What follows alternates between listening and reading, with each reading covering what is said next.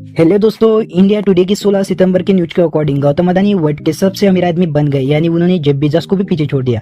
16 सितंबर 2022 के न्यूज में आया था कि गौतम अदानी दुनिया के सबसे रिचेस्ट पर्सन बन गए हैं और उनकी नेटवर्क 155.5 बिलियन यूएस डॉलर थी। यानी पूरी दुनिया में सिर्फ उनसे सिर्फ एक ही लोग अमीर है, जो कि इलॉन मस्क। अगर आप ये सोच रहे हैं कि अमेजोन के फाउंडर्स और बर्नर अर्नर का क्या, तो जो आप सोच रहे हैं वो सच है। अदानी की नेटवर्क अमेजोन के फाउंडर जेफ बेजोस और बर्नर अर्नर से भी ज्यादा है। जब ये सब हुआ तो सब चौंक गए। कई लोगों ने कहा कि इन्होंने बहुत सी मेहनत की है, जबकि कई पॉलिटिशियन ने कहा कि ये बीजेपी के सपोर्टेड है। फॉर एग्जांपल, राहुल गांधी ने एक भाषण में कहा था कि मोदी जी ने 45,000 एकड़ जमीन अदानी को ₹1 पर मीटर के हिसाब से दी है। 45,000 एकड़ जमीन अदानी जी को नरेंद्र मोदी जी ने दी। तो आज की वीडियो पे इसी टॉपिक पर है और हम पूरी अदानी की लाइफ स्टोरी को इस शॉर्ट समरी में समझेंगे। तो चलिए स्टार्ट करते हैं। गौतम अदानी 24 जून 1962 में अहमदाबाद गुजरात में पैदा हुए थे। इस मिडिल क्लास गुजराती जैन परिवार में अदानी के साथ भाई बहन भी थे। ग्रेजुएशन करने के लिए अदानी ने गुजरात यूनिवर्सिटी में कॉमर्स में एडमिशन ली, लेकिन सेकंड ईयर में उन्होंने कॉलेज को छोड़ दिया। वो बिजनेस में ज्यादा इंटरेस्टेड थे। यस, अदानी भी बिल गेट्स और मार्क जुकरबर्ग की तरह कॉलेज ड्रॉप आउट है। इसके बाद अदानी जी ने नई अपॉर्चुनिटी के लिए मुंबई आ गए और वहाँ उन्होंने एक डायमंड की शॉप में नौकरी कर ली।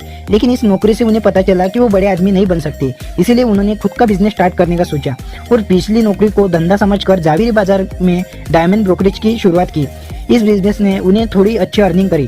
फिर 1981 में गौतम अदानी के बड़ी भाई महसूस भाई अदानी ने अहमदाबाद में प्लास्टिक फैक्ट्री खरीदी और गौतम अदानी को कहा, तुम यहाँ आ जाओ और इसके ऑपरेशन को मैनेज कर लो। अब यहाँ पर उन्हें अपनी पहली अपॉर्चुनिटी मिली। हुआ ये कि गौतम अदानी के बड़े भाई की कंपनी को हर साल 20 टन का पीवीसी यानी पॉलीविनाइल क्लोराइड की जरूरत पड़ती थी, जो कि इंडिया में आईपीसीएल इतना नहीं दे पाता था। तो गौतम अदानी ने सोचा क्यों ना मैं इस मार्केट में एंटर कर जाऊं और उन्होंने कांडला पोर्ट के थ्रू प्लास्टिक रैनर को इम्पोर्ट करना स्टार्ट कर दिया। इसके बाद उन्होंने एग्रेसिवली अपने बिजनेस को एक्सपांड किया और 1993 में गुजरात गवर्नमेंट ने प्राइवेट कंपनीज को अप्रोच किया था कि वो मुद्रा पोर्ट को ऑपरेट करे और 1995 में अदानी ने इस कॉन्ट्रैक्ट को जीत भी लिया।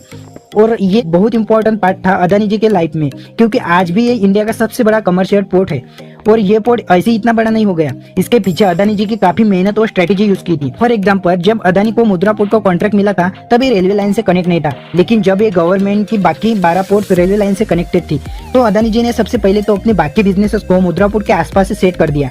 उसके बाद 1200 करोड़ रुपए इन्वेस्ट किए और इस पोर्ट को रेलवे लाइन से कनेक्ट किया। मुद्रा पोर्ट का कॉन्ट्रैक्ट जीतने के 1 साल बाद ही अदानी ने एनर्जी सेक्टर में आ गए और आज यह कंपनी इंडिया की सबसे बड़ी पार्ट प्रोड्यूसर है और इसकी जनरेशन कैपेसिटी 12,540 मेगावाट है। इतना ही नहीं, ये इंडिया की सबसे बड़ी सोलर प्रोड्यूसर भी है। 1999 में अदानी ने कोल में भी एंट्री ले ली। इसके अलावा अदानी ने खाने की ब्रांच में भी आ गए, जैसे कि फॉर्च्यूनर के तेल, soybean oil, palm oil, sunflower oil, mustard oil, वनस्पति ऑयल, एक्सेट्रा एक्सेट्रा। 2012 के बाद इनके बिजनेसेस में बहुत से ज्यादा ग्रोथ देखी गई और अलग अलग सेक्टर्स में एंट्री ली। जैसे इनके मेगा बिजनेसेस में इंक्लूडेड है 60 एयरपोर्ट, जिसमें मुंबई एयरपोर्ट भी इन्हीं का है।